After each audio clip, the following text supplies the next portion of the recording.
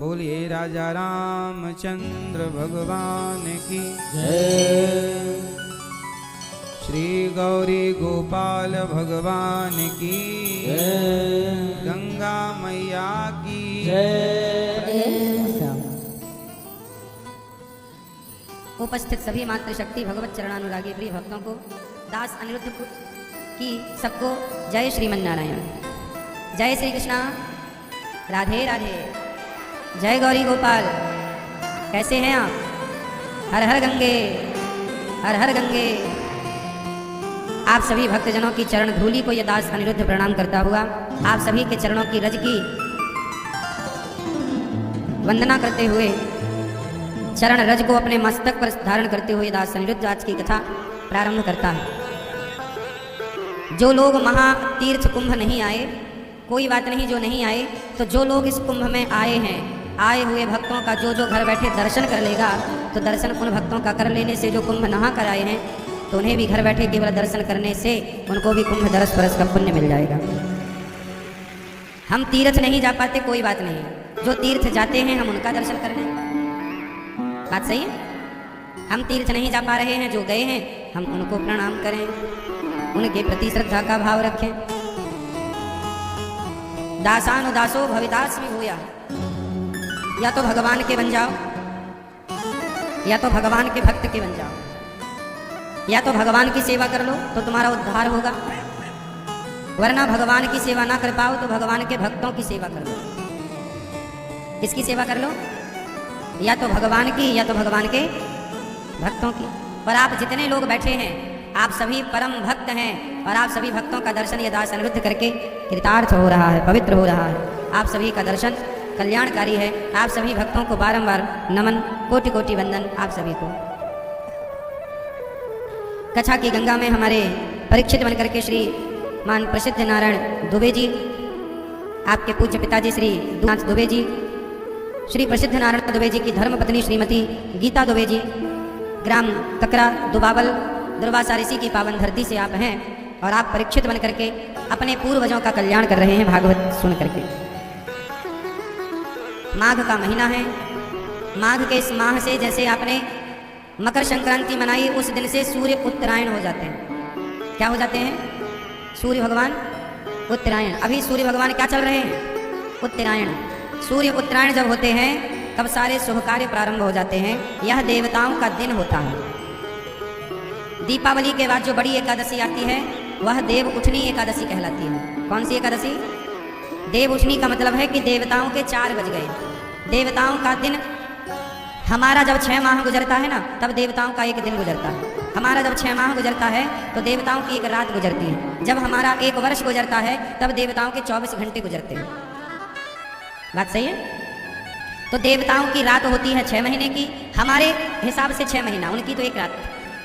तो अभी सूर्य जब दक्षिणायन होते हैं तो देवता सो जाते हैं। देव शयनी एकादशी आती है तो देवता शयन कर जाते हैं। फिर देव उठनी एकादशी आती है दीपावली के बाद कार्तिक में, तो देवता उठ जाते हैं। उठ जाना मतलब 4 बज गए ना, तो हम उठ जाते हैं 4 बजे, 4:30 बजे। तो देवताओं का भोर होता है 4 बजे सुबह, देवता उठ गए। अच्छा, उठ गए ना।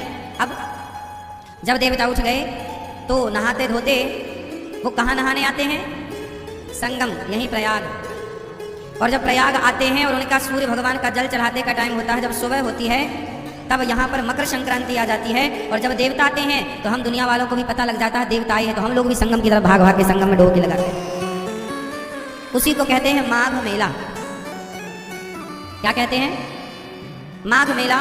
यहाँ माघ मेला हर वर्ष लगता है।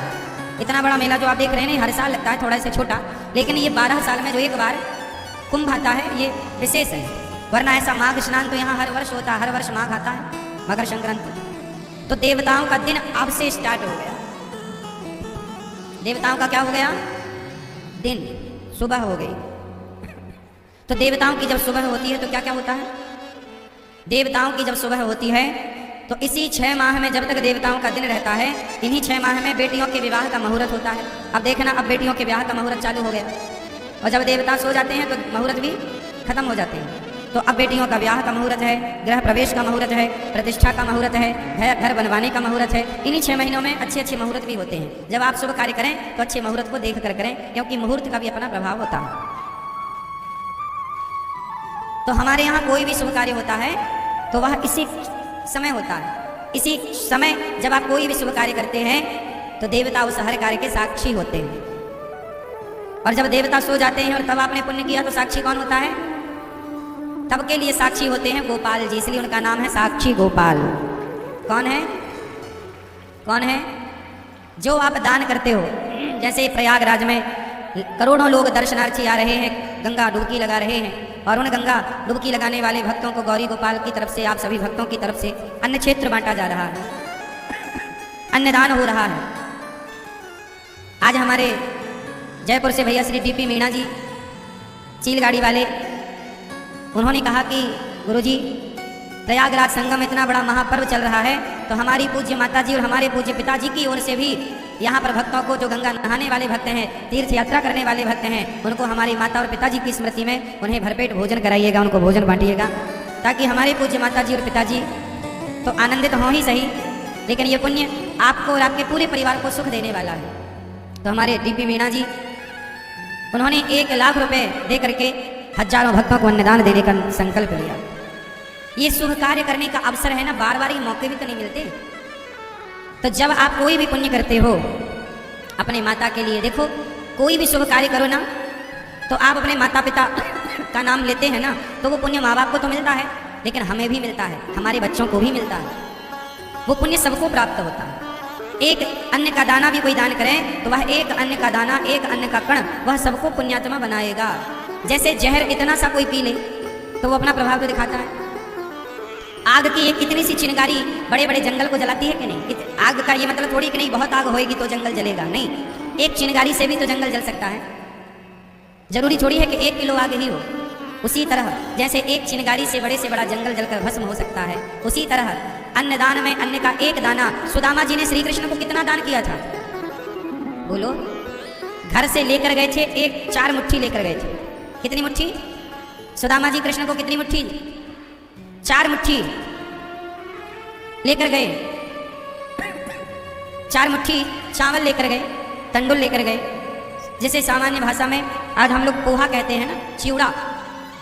4 मुट्ठी चिवड़ा लेकर के गए सुदामा जी, और 4 मुट्ठी में भगवान ने खाया कितनी मुट्ठी? केवल 1 मुट्ठी। 1 मुट्ठी स्वयं भगवान खाए, बाकी की 3 मुट्ठी रुक्मणी जी को दिया, कहा सब में बांट दो। 4 मुट्ठी सुदामा देते हैं और भगवान सिर्फ 1 मुट्ठी खाते हैं। 1 मुट्ठी चिवड़ा खाए भगवान, चावल खाए भगवान, उस 1 मुट्ठी के बल पर सुदामा जी को इतना दिया, एक दाने के बदले करोड़ गुना करके दिया। 1 दाने के बदले करोड़ गुना, 1 दाने के बदले। भगवान जब देते हैं ना, छप्पर फाड़ कर देते हैं। इसलिए कहता हूं कि सबसे दुनिया में उत्तम दान है अन्नदान। माघ का माह है, कुंभ का पावन पर्व है, गौरी गोपाल भगवान की अन्न क्षेत्र रसोई सेवा यहाँ चल रही है। अन्न क्षेत्र भक्तजन प्रसाद पा रहे हैं। आप भी अपने बच्चों के नाम से आप भी बंटवाएं और आप भी पुण्य के भागीदार बने। और एक बात और बताऊं कि जो भी आप पुण्य करते हो, यहाँ पर साक्षी कौन है? प्रयागराज में यदि कोई भी शुभ कार्य कर रहे हैं आप, तो उसका साक्षी कौन है? हाँ, यहाँ की साक्षी है गंगा मैया। यहाँ की साक्षी कौन है? यहाँ की साक्षी हैं गंगा मैया, यमुना मैया और सरस्वती मैया। और यदि गंगा मैया, यमुना मैया और सरस्वती मैया यदि ये साक्षी हैं, तो यहाँ धाम में किया गया पुण्य केवल यही साक्षी नहीं है। हमारे कृष्ण का एक नाम है साक्षी गोपाल। हर पुण्य की साक्षी भगवान स्वयं बनते हैं, सबूत गवाह। भैया मैंने देखा है कि इन्होंने पुण्य किया। आपका एक पुण्य का गवाह कौन बनेगा? भगवान का नाम क्या है? साक्षी। या तो देवता साक्षी है।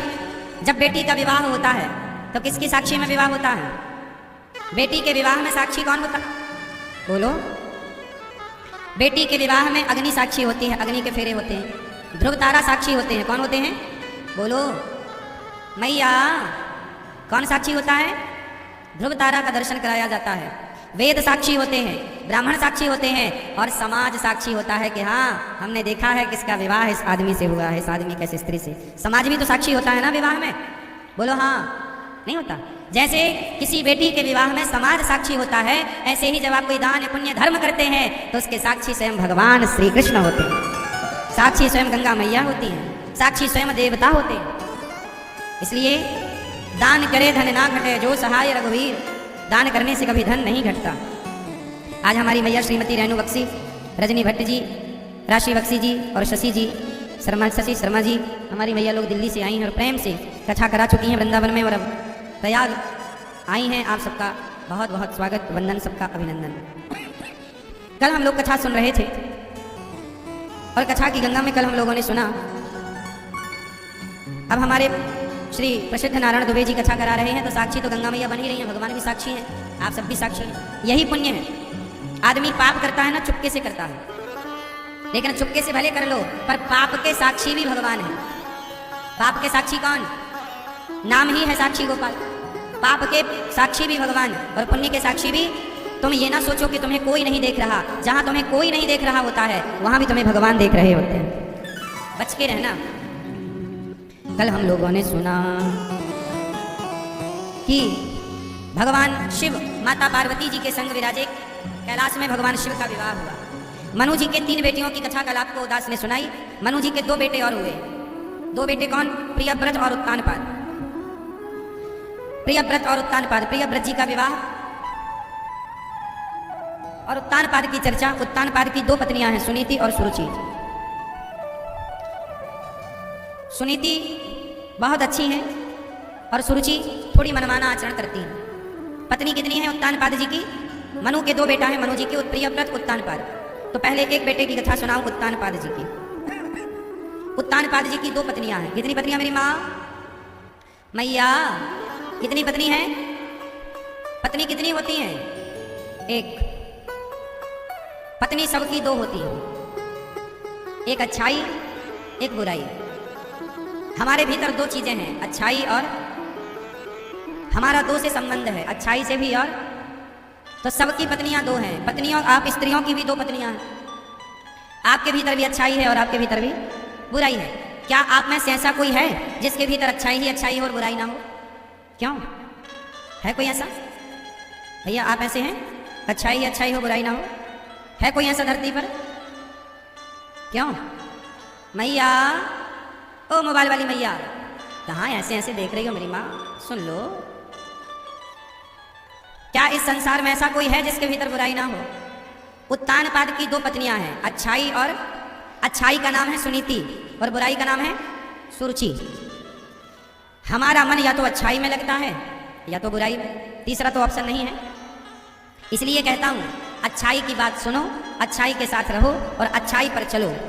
यदि बुराई पर चल पड़े तो समाज में तुम्हारा अपयश भी होता है, धन धान्य भी बर्बाद होता है, जीवन भी समाप्त हो जाता है। इसलिए हम सबको ये जान लेना चाहिए कि अच्छाई क्या है और बुराई क्या है। अच्छा बताओ, अच्छाई क्या है?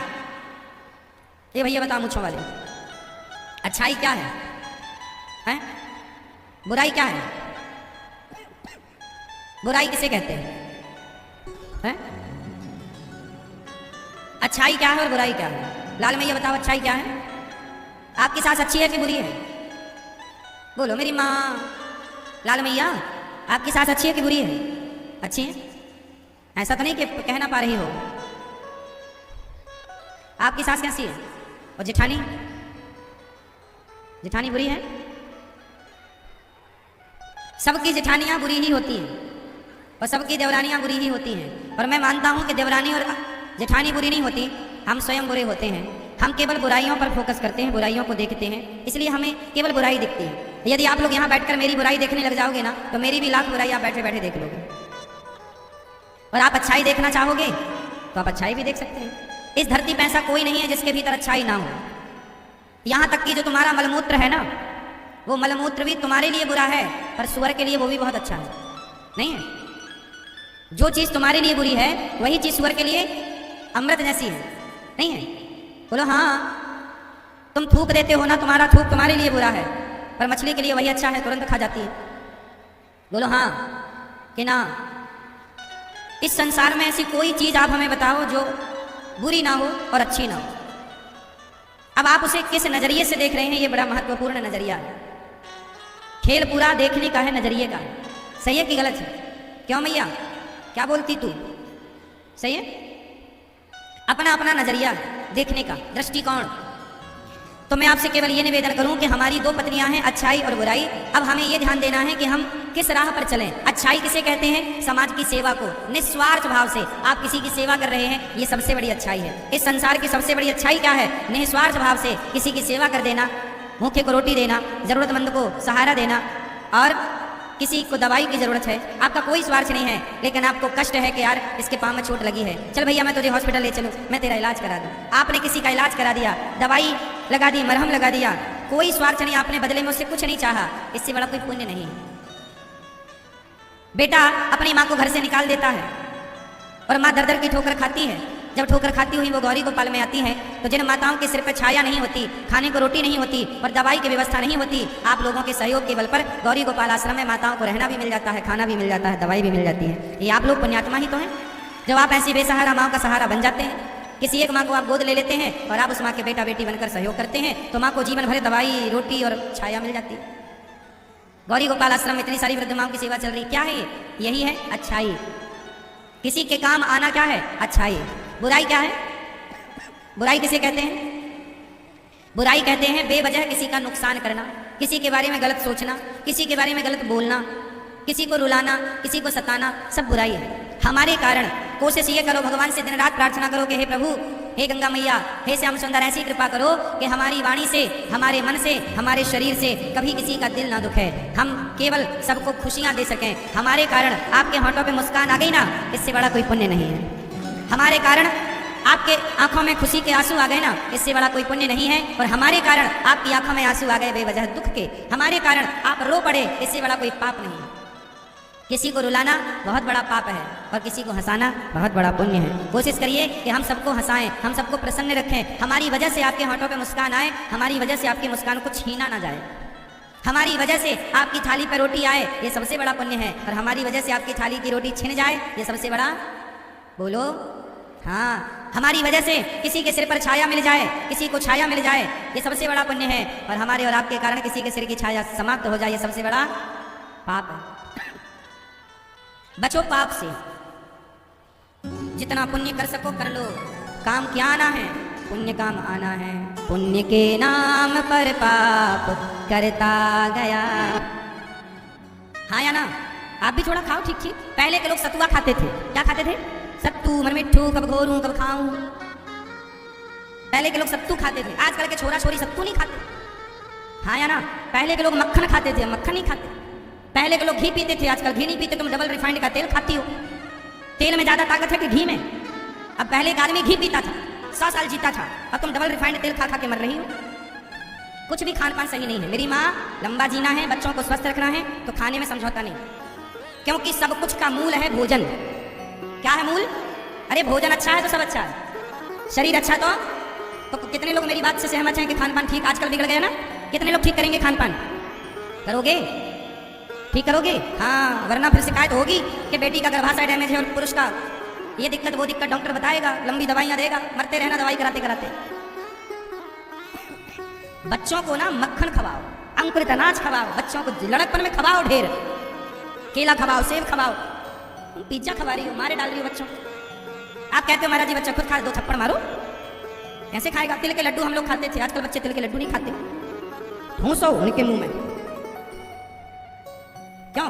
तिल कितना बढ़िया होता है, परंपरा है, खाने पीने की भी एक सिद्धांत है, खान पान भी एक अच्छा है। गाड़ी में आप पेट्रोल की जगह मिट्टी का तेल डाल दोगे ना, इंजन बैठ जाएगा, क्योंकि डीजल पेट्रोल ही उसका भोजन है गाड़ी का। यदि गाड़ी के भोजन के साथ समझौता करके उसकी जगह मिट्टी का तेल डाला जाए तो इंजन बैठ जाएगा कि नहीं? जब गाड़ी बर्दाश्त नहीं करती गलत खान पान, तो तुम्हारा शरीर कैसे गलत खान पान बर्दाश्त? वरना फिर नुकसान तुम्हारा ही होगा, हमारा क्या? हम तो समझा रहे हैं। बाद में मत कहना कि हमसे किसी ने कहा नहीं, हम कह तो रहे हैं। ध्रुव जी महाराज को नारद जी ने ओम नमो भगवते वासुदेवाय का जाप दिया, मंत्र का जाप ध्रुव जी ने किया। जाप करते करते करते करते 6 माह 5 माह पूरे हुए, 6वां माह आया।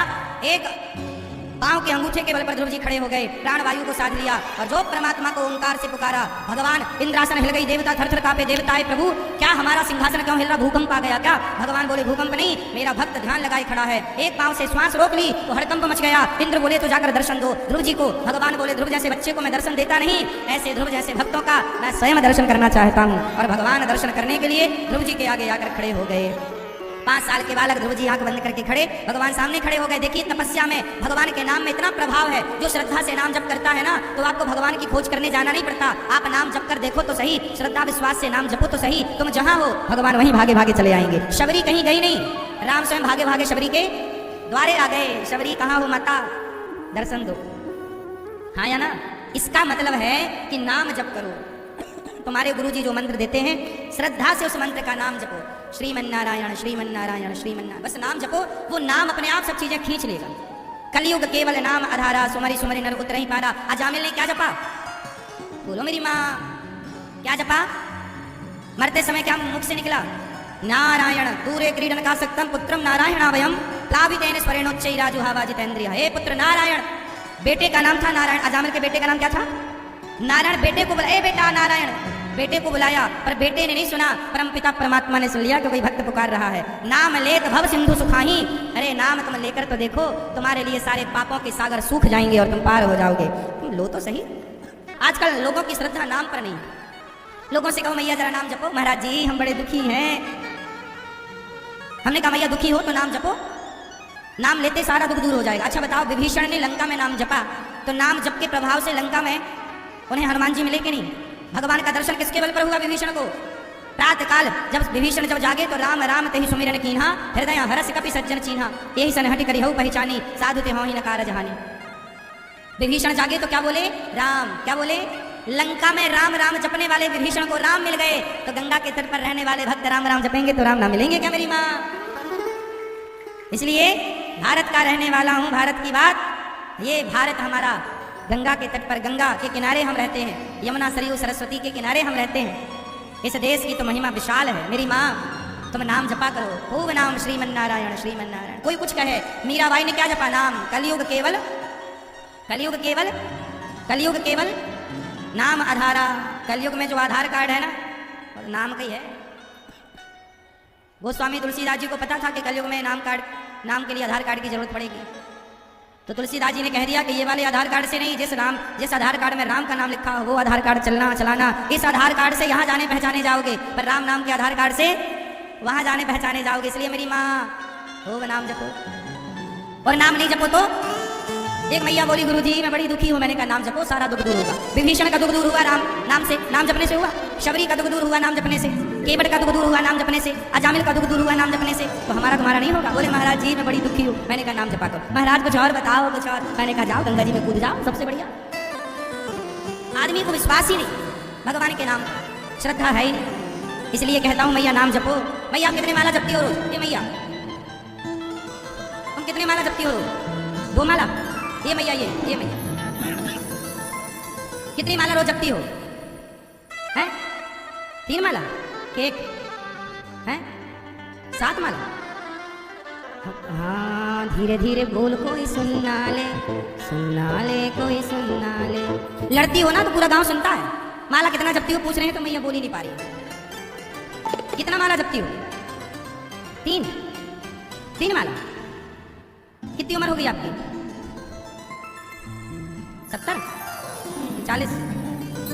मैया नाम जपना, तुम मरोगी नहीं, तुम्हारे कपड़े भी उतार लेंगे दुनिया वाले, सोना चांदी सब उतार लेंगे। क्या केवल तुम्हारा नाम संग चलेगा? पायो जी मैंने राम रतन धन, तुम्हारे कपड़े भी दुनिया वाले उतार लेंगे मरने के बाद। सोना चांदी जो पहन रखी हो ना, पहले के जमाने माता इतना मोटा मोटा चांदी का पावा पहन के रखती थी, बेड़ियां। ओ बहू सास मरी नहीं कि बेड़ियों पे कुल्हाड़ी कट।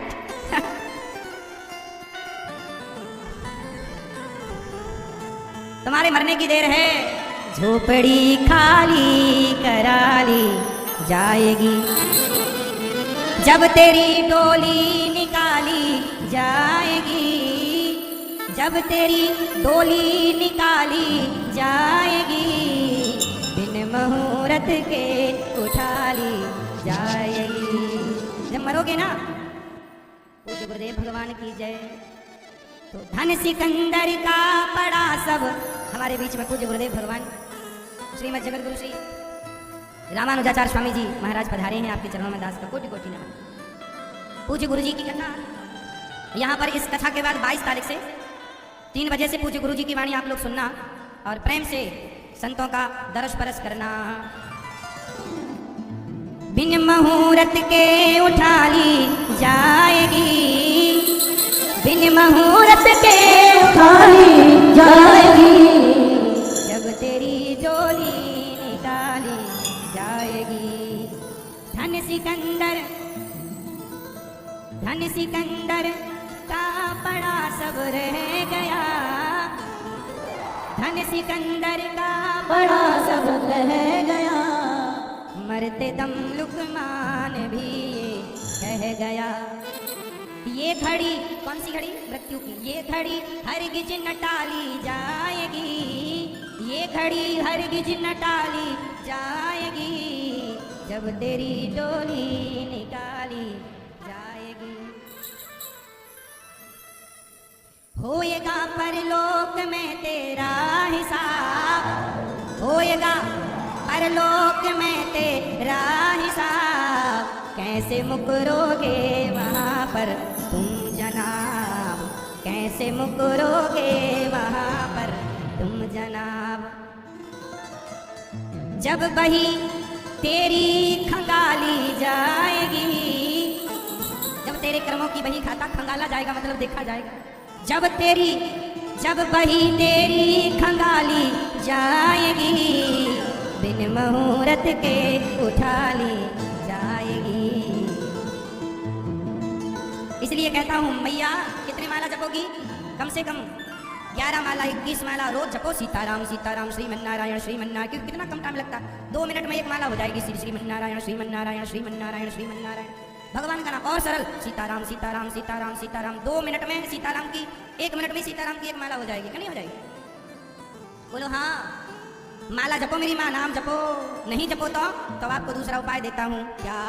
नहीं नाम जपो ना तो तू डूब के मर जा रे गंगा के पानी में, तू डूब के मर जा रे चुल्लू भर पानी में। यदि नाम जपो तो जियो, वरना काहे जीना। ना राम नाम लीन हो, ना कृष्ण नाम लीन हो, तूने भरी जवानी में। तू डूब के मर जा रे चुल्लू भर पानी में, मर जा रे चुल्लू भर पानी में। ना राम नाम लीन हो, ना राम नाम लीन हो, ना कृष्ण नाम लीन हो, ना कृष्ण नाम लीन हो, तूने भरी जवानी में।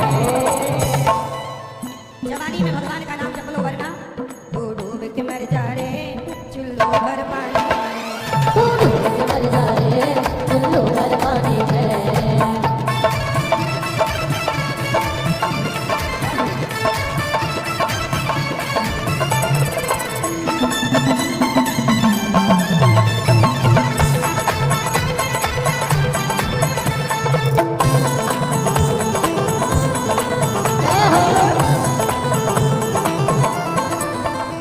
क्यों करता मेरा मेरा आया कुछ भी नहीं तेरा, क्यों करता मेरा मेरा आया कुछ भी नहीं तेरा।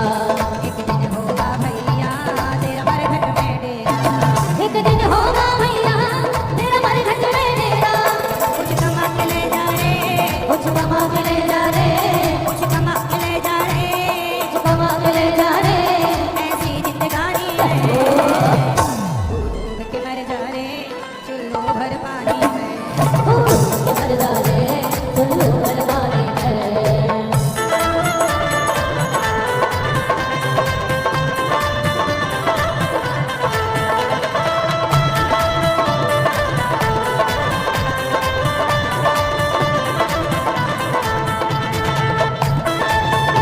हरी बोल।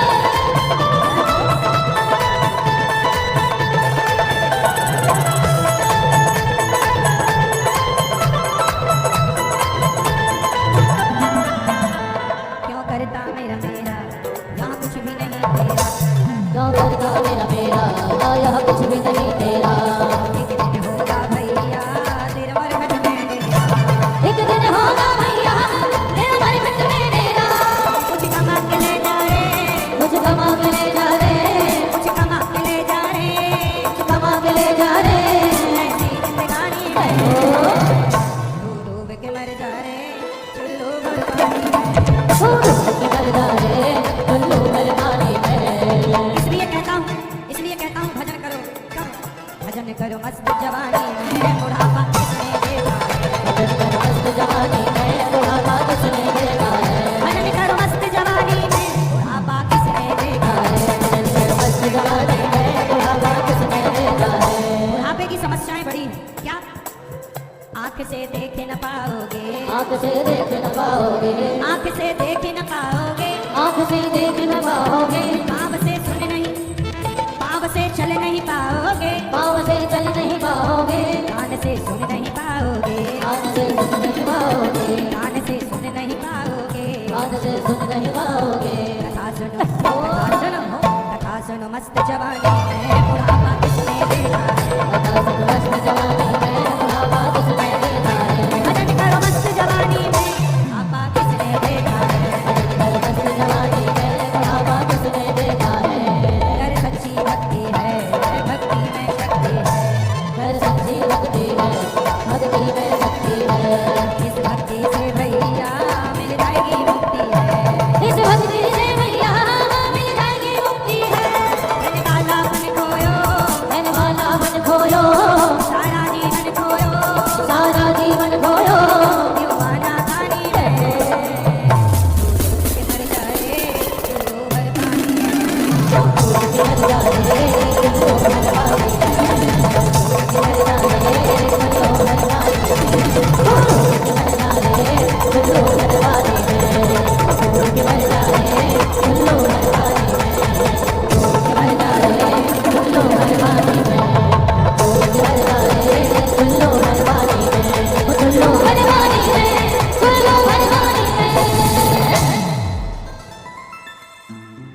भजन करो मस्त जवानी में बुढ़ापा किसने देखा है नाम जपो मस्त जवानी में बुढ़ापा किसने भैया नाम जपो कथा सुनो जवानी में आजकल तीर्थ यात्रा बुढ़ापे में कैसे करे कोई पाँव में बल ही नहीं बचता भीड़ इतनी है एक धक्का मारोगे तो गिर जाओगे हाँ या ना तीर्थ करो मस्त जवानी में बुढ़ापा किसने देखा है तो जितना अधिक नाम जप सकते हो नाम जपना भगवान ने ध्रुव जी पर करुणा की ध्रुव जी को दर्शन दिया स्पर्श गालों पर शंख का कराया योऽन्तः प्रविश्य मम वाचमिमां प्रसुप्तां संजीवयत्यखिल शक्तिधरः स्वधाम्ना अन्यास्तहस्तचरणश्रवणत्वगादि प्राणान् नमो भगवते पुरुषाय तुभ्यं हे प्रभु योऽन्तः मेरे अंतःकरण में प्रवेश कर जाइए मेरी वाणी आपका गुणगान करती रहे प्रभु सदा मेरा शरीर मेरा मन मेरी वाणी मेरे हाथ आपकी और आपके भक्तों की सेवा में लगे रहें इस तरह ध्रुव जी ने वरदान चाहा भगवान ने 36,000 वर्षों का राज्य दिया ध्रुव जी पर करुणा की और ध्रुव जी जब आए तो पिता ने राजा बनाया ध्रुव जी के भाई को यक्षों ने मारा ध्रुव जी ने यक्षों को मारकर बदला लिया मनु जी ने समझाया कुबेर जी ने प्रसन्न होकर के भक्ति का वरदान दिया और ध्रुव जी बड़े आनंद से विवाह इनका हुआ बच्चे इनके हुए और प्रेम से भगवत चिंतन करते हुए मृत्यु के सिर पर पांव रखकर मां को संग लेकर ध्रुव जी भगवत धाम चले गए आज भी ध्रुव तारा बनकर चमक रहे हैं बोलिए भक्त वत्सल भगवान की ध्रुव जी के ही वंश में आगे चल करके अंग हुए फिर बैन हुआ बड़ा दुष्ट इन्हीं के मंथन से बाद में संतों की करुणा कृपा से भगवान पृथु प्रकट भये जिन्होंने पृथ्वी का दोहन किया और नाम पड़ा पृथ्वी का धरा से पृथु जी के कारण 10,000 कान मांगे हैं पृथु भगवान ने न कामये नाथ तदप्य हम क्वचिन हे प्रभु जहाँ आपकी कथा हो बस मैं वहाँ आपका गुणगान सुनूं आपकी एक कथा का एक शब्द ना छूटे 2 कानों में ही 10,000 कानों की शक्ति आ जाए कथा प्रेमी है भगवान पृथु श्रवणम भगवान की कथा को भगवान के भक्तों की वाणी से सुनना वो बहुत उत्तम है इनके बाद प्राचीन वरही को नारद जी ने उपदेश किया प्राचीन वरही हत्या करते थे यज्ञ में पशुओं की नारद जी ने उनके लिए पुरंजनोपाख्यान की चर्चा सुनाई एक पुरंजन है एक पुरंजनी है एक अविज्ञात है जिसका कभी ज्ञात ना हो वो ईश्वर अविज्ञात है पुरंजन मतलब हम जीवात्मा हम बार बार जन्म और मृत्यु के चक्र में पड़े आज आप लोग किसी के पति बने आज आप लोग किसी की पत्नी बनी अगले जन्म में फिर मरोगी मैया अगले जन्म में क्या बनोगी आप क्यों अगले जन्म में आपको पुरुष बनना है मैया की स्त्री क्या बनना है क्या शेर बनोगी मैया आप क्या बनोगे अगले जन्म में यदि मौका मिले नहीं कुछ नहीं मोक्ष चाहती हो जन्म मृत्यु से मुक्ति हाँ पुरंजनोपाख्यान की चर्चा यही सिखाती है किस तरह हमें मुक्त होना है इस आवागमन से अच्छा स्त्रियां जल्दी से संतुष्ट हो जाती हैं कि पुरुष जल्दी से संतुष्ट होते हैं स्त्रियों का पेट जल्दी भरता है कि पुरुषों का बताओ संतोष ज्यादा किसके पास है, स्त्रियों के पास कि पुरुषों के पास? जोर से हैं?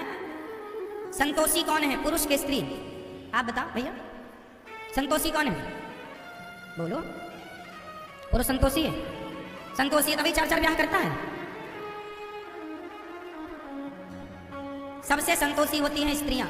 इतिहास साक्षी है कि पुरुषों ने 4 ब्याह 10 ब्याह भी करे हैं, पर स्त्रियां सदा पतिव्रता, एक पति की पत्नी बनकर जिंदगी गुजारी है। स्त्रियों को जरूरत ही नहीं पड़ती दूसरे पुरुष की।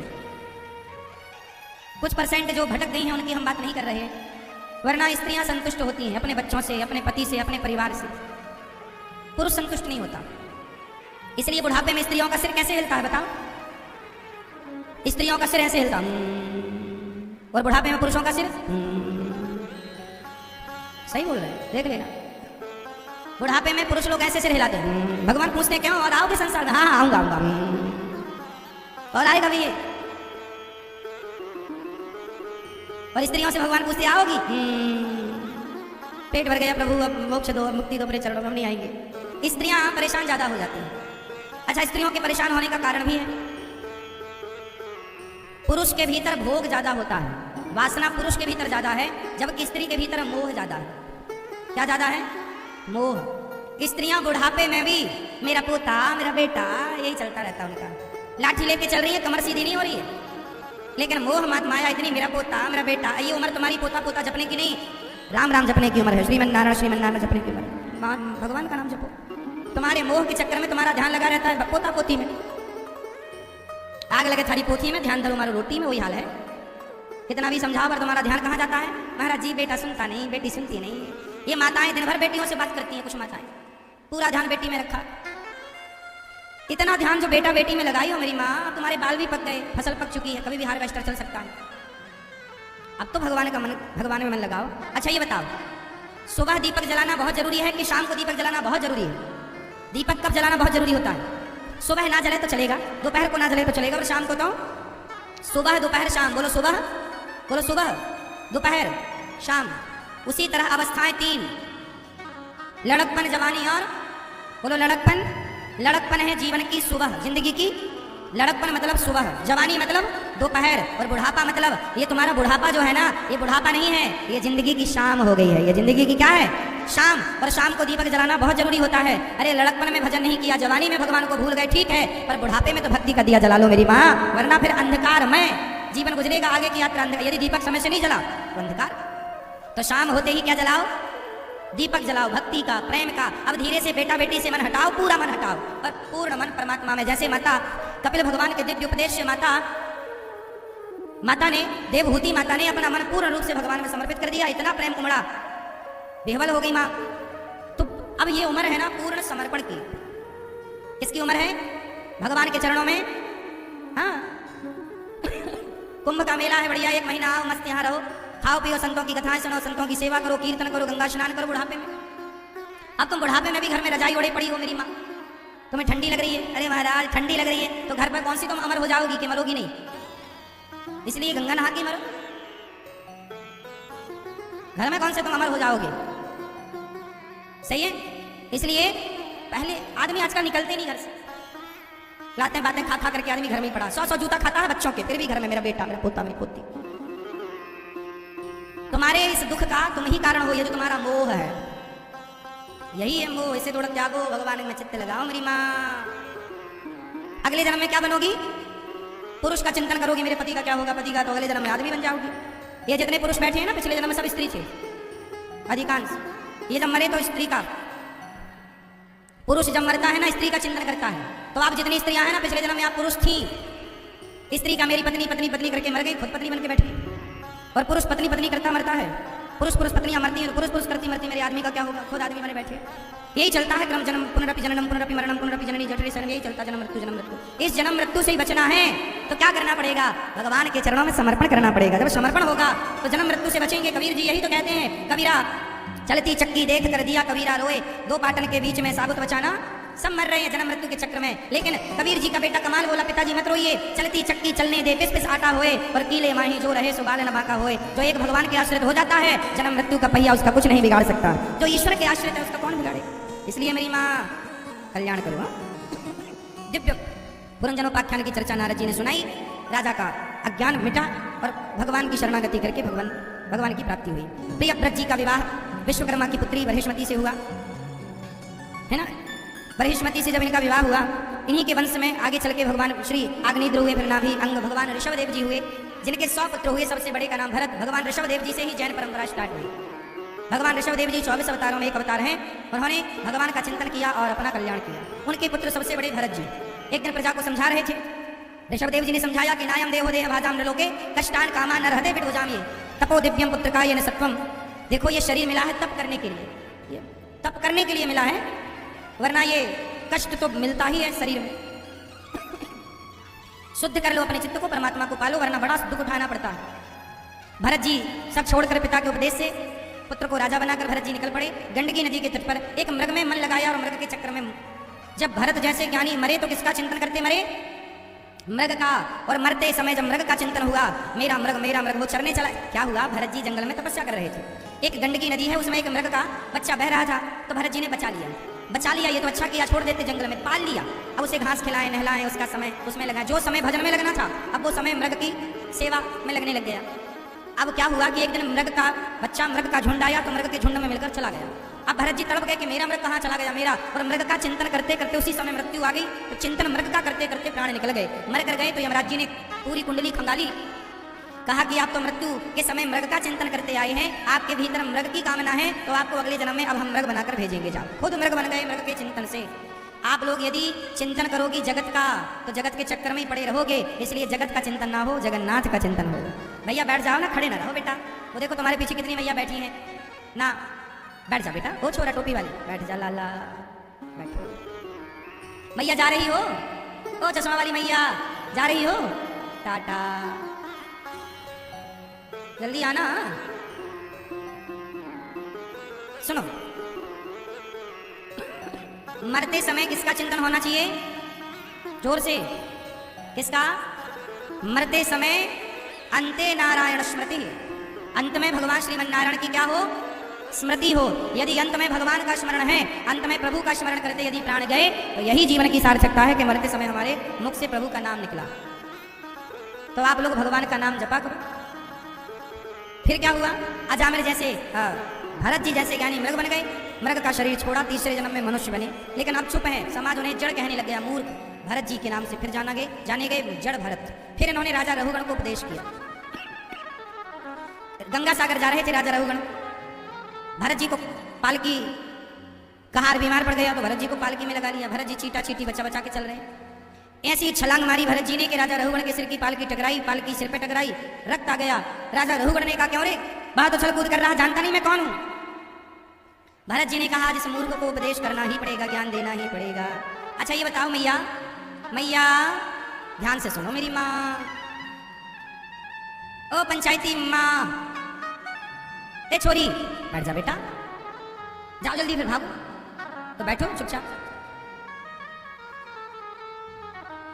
भरत जी ने राजा रघुगण से कहा, ये बताओ, भरत जी से कहा ना बड़े दुबले पतले हो, हमारा भार नहीं उठा पा रहे हो, व्यंग किया ना। अच्छा ये बताओ, शरीर और आत्मा ये दोनों अलग अलग हैं कि एक ही तत्व है? क्यों भैया? शरीर और आत्मा ये दो हैं कि एक ही हैं? बोलो, शरीर बड़ा है कि आत्मा बड़ी है? कौन बड़ा है? कौन बड़ा है? भार तो शरीर का है, दिखाई शरीर पड़ता है, लेकिन शरीर को चलाने वाली है आत्मा। यदि आत्मा ना होए तो शरीर चिता पे जल जाता है। तो कीमत किसकी है? आत्मा की। अच्छा ये बताओ, आप कौन है? शरीर है कि आत्मा है कि नत्थू लाल है? कौन है आप? आप कह रहे हैं मेरा नाम, मैं अनिरुद्धाचार्य, फलाने सीताराम इनका नाम, राधेश्याम इनका नाम, ये सब नाम यहाँ पर दिए गए हैं। हमारा नाम अनिरुद्धाचार्य नहीं, ये संसार को, इस शरीर की आकृति को, इस शरीर को जानने पहचानने के लिए संज्ञा सर्वनाम हम पढ़ते हैं, व्यक्ति विशेष के लिए एक नाम दिया ही जाता है। तो वो नाम सामाजिक सांसारिक नाम है। हम ना अनिरुद्धाचार्य हैं, ना हम शरीर हैं। हम कौन हैं? हम विशुद्ध परमात्मा की आत्मा है, जिसे ईश्वर का अंश कहते हैं। ईश्वर अंश जीव अविनाशी, हम ईश्वर के अंश हैं। हम कौन है? ईश्वर के कैसे अंश हैं? अच्छा बताओ, गंगा और गंगा जल, आप लोग गंगा जी से क्या लेकर जाते हो घर में? गंगा जल। तो आप लोग एक बोतल में गंगा जल भरते हो, तो जो बोतल में गंगा जी हैं वो गंगा है या गंगा का अंश है? कौन है वो? कौन है वो? हाँ, गंगा तो ये बह रही है, बहती गंगा को बोतल में थोड़ी कोई भर सकता है। वो गंगा का